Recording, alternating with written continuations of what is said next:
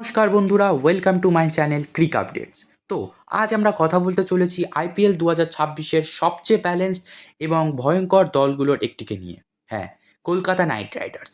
এবারের অকশানে কেকেআর এমন কিছু খেলোয়াড় দলে নিয়েছে যাদের নিয়ে সহজেই বলা যায় এই টিমটা এবছরের ট্রফির জন্য পুরোপুরি প্রস্তুত।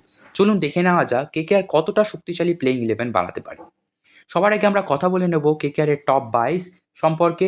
সবার প্রথমে আমরা সবাই জানি ক্যামেরন গ্রিন, তাকে কলকাতা 25 কোটি 20 লক্ষ টাকা দিয়ে দলে নিয়েছে। কেকেআরের সবচেয়ে বড় প্লেয়ার এই অকশানে। কেন? তিনি একজন world class fast bowling allrounder. Top অর্ডারে রান করতে পারেন, মিডিল অর্ডারে ব্যাট করতে পারেন, 140+ গতিতে বল করতে পারেন। কেকেআরের জন্য তিনি ভীষণই এক্স ফ্যাক্টর একজন প্লেয়ার। তারপর নিয়েছে মতিশা পাতিরানা। ডেথ ওভারের আতঙ্ক মানেই কিন্তু পাতিরানা।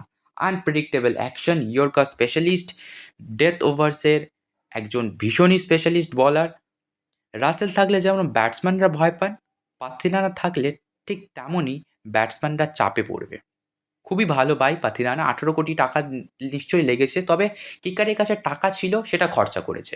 যদি পারফরমেন্স ভালো না করে ছেড়ে দেবে পরের বছর।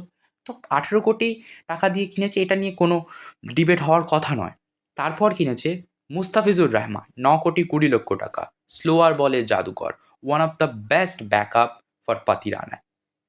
এই অকশানে যারা অ্যাভেলেবেল ছিল তাদের মধ্যে ফার্স্ট যদি পাতিরানা হয়, সেকেন্ড হবে মুস্তাফিজুর রহমান। ভীষণই আন্ডার রেটেড বলার। আমরা সবাই জানি চেন্নাইয়ের হয়ে তিনি কী করে এসেছে।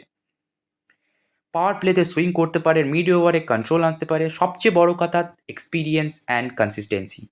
ইন্ডিয়ান পিচে মুস্তাফিজুর এখনও এক্সট্রিমলি এফেক্টিভ।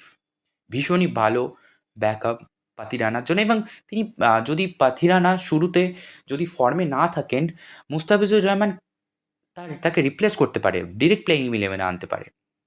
ফিন অ্যালেন ভীষণই একদম বেস প্রাইসে তাকে নিয়েছে, লো প্রাইস। ভীষণই এক্সপ্লোসিভ ওপেনার টি-20-তে, ভীষণই এক্সপ্লোসিভ ওপেনার। এবং এই বছর 2025-এর যদি সবচেয়ে হাইয়েস্ট স্ট্রাইক রেট ব্যাটিং করে গেছে তার মধ্যে ফিন অ্যালেন কিন্তু সবার প্রথমে আছে এই বছর। টপ অর্ডারে কিন্তু আগুন লাগানোর লোক, ভীষণই ভালো প্লেয়ার। এবং কেকেআরের এছাড়াও রয়েছে ব্যাটিং অর্ডার যদি আপনারা দেখেন তাহলে Finn Allen, Ajinkya Rahane, Rinku Singh, Cameron Green, Ramandeep Singh, Angkrish Raghuvanshi, Sunil Narine. Bowling attack যদি দেখেন বরুণ চক্রবর্তী, হর্ষিত রানা, মুস্তাফিজুর রহমান, পাতিরানা, অনুকূল রয়। তারপরে ওদিকে আমাদের গতি দানব আছে, কি নাম যেন, গতি দানব আমাদের উমরান মালিক আছেন। তো বোলিং অ্যাটাক তো one of the best bowling attack in IPL 2026।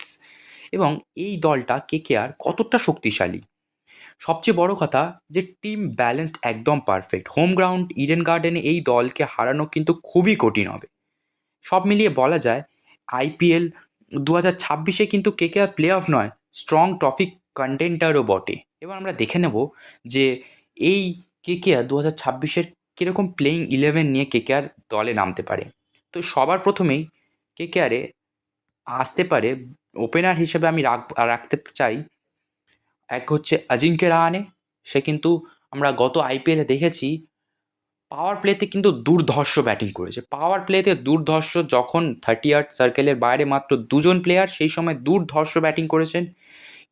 তো আমি ওপেনার হিসেবে অজিঙ্ক্য রাহানেকে রাখতে চাই along with Finn Allen. Finn Allen is a fabulous talent, one of the greatest টি-20 আর স্ট্রাইক রেট এই বছর নিয়ে তিনি ব্যাটিং করে গেছেন। হয়তো 175 স্ট্রাইক রেটে ব্যাটিং করে গেছেন। তো খুবই ভালো ব্যাটসম্যান, 2জন এক্সপ্লোসিভ ওপেনার। 3-এ রাখতে চাই আমি আমাদের ক্যামেরন গ্রিনকে। 4-এ অঙ্কুরিশ রঘুবংশী তো শোনা যাচ্ছে যে তিনি নাকি কিপিংও করতে পারেন। এবার সেই যদি কিপিং করেন তাহলে কেকেআরের ফিন অ্যালেনকে ওখান থেকে বাদ দিয়ে আরেকজন নিচে রোহমান পাওয়েলকে আনতে পারে। তো প্রথমে আমরা এখন আপাতত ধরে রাখছি Ajinkya Rahane, Finn Allen, Cameron Green, Angkrish Raghuvanshi. 5-এ আমি চাই রিঙ্কু সিং আসুক। রিঙ্কু সিং ইন্ডিয়ান দলে কামব্যাক করেছে, টি-20 ওয়ার্ল্ড কাপে সিলেক্ট হয়েছে 5 নম্বর। এই 5 নম্বর তার জন্য পারফেক্ট স্পট। এর থেকে নিচে এই বছর অন্তত রিঙ্কু সিংকে ব্যাটিং করানো উচিত না টিম ম্যানেজমেন্টের। তো দেখা যাক কী হয়। 6-এ রমনদীপ সিং, সাতে সুনীল নারায়ণ, 8-এ অনুকূল রয় এমন একজন প্লেয়ার, ভীষণই ট্যালেন্টেড প্লেয়ার। কেকেআর ক্যাম্পে অনেক বছর ধরে রয়েছে। এবছর সৈয়দ মুশতাক আলী ট্রফিতে, বিজয় হাজরা ট্রফিতে দারুণ করছে মানে দারুণ করছে। বল হাতে, ব্যাট হাতে ভীষণই এফেক্টিভ। তো আমার মনে হয় যে কেকেআর এবার তাকে সুযোগ দেওয়া উচিত, ডিরেক্ট প্লেইং 11-এ আনা উচিত। এবং আমি এটাও মনে করি যে অনুকূল রয়কে যদি কলকাতা রিলিজ করে, যে কোনো টিম তাকে নেবে এবং যে কোনো টিম নিয়ে তাকে ডিরেক্ট ফার্স্ট চয়েস প্লেইং 11-এ কিন্তু আসার মতো একজন প্লেয়ার। এতটাই ট্যালেন্টেড প্লেয়ার। এবং এবছর সৈয়দ সব ট্রফি ভালো খেলেছে, রান মেরেছে, উইকেট নিয়েছে, ক্রুশাল স্টেজে এসে রান করেছেন এবং ভীষণই ভালো প্লেয়ার। তো আমি একে অনুকূল রয়কে রাখতে চাই। তারপর আসবে হর্ষিত রানা ইন্ডিয়ান টিমের, আমরা জানি ওয়ার্ল্ড কাপে সিলেক্ট হয়েছে, টেস্টে ভালো খেলছে, ওডিআইতে চান্স পাচ্ছে হর্ষিত রানা। তারপর আসবে আমাদের মিস্ট্রি স্পিনার বরুণ চক্রবর্তীতে কিন্তু এবছর আবারও দেখতে চাই বরুণ চক্রবর্তী সুনীল নারায়ণের কম্বো। প্লাস তারপরে আসবে মাতিশা পাতিরানা অ্যান্ড ইম্প্যাক্ট প্লেয়ারে ভাইভা আরোরা বা উমরান মালিককেও আনা যেতে পারে। তো এই হলো স্ট্রংগেস্ট প্লেইং 11। আপনারা বলুন আপনাদের এই কেকেআর দলটিকে কেমন লাগছে এবং আপনার কি মনে হয় কেকেআর এবারে চ্যাম্পিয়ন্স হতে পারবে? কমেন্ট করে জানাবেন। ভিডিওতে লাইক, শেয়ার, সাবস্ক্রাইব করতে ভুলবেন না। Thank you for